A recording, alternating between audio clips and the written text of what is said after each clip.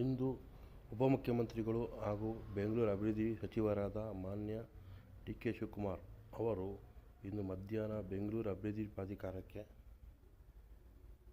ಭೇಟಿ ನೀಡಿ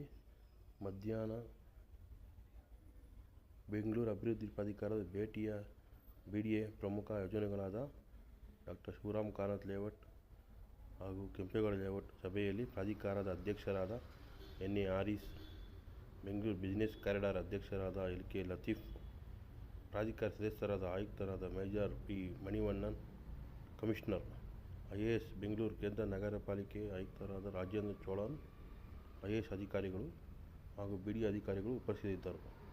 BDA ಕಚೇರಿಯಲ್ಲಿ ಇಂದು ಕುಡಿಯುವ ನೀರು ಹಾಗೂ ರಸ್ತೆ, ವಿದ್ಯುತ್ ಸಂಪರ್ಕ ಎಲ್ಲ ಇದನ್ನು ಕುಂದುಕೊರತೆಗಳನ್ನು ಸಭೆಯಲ್ಲಿ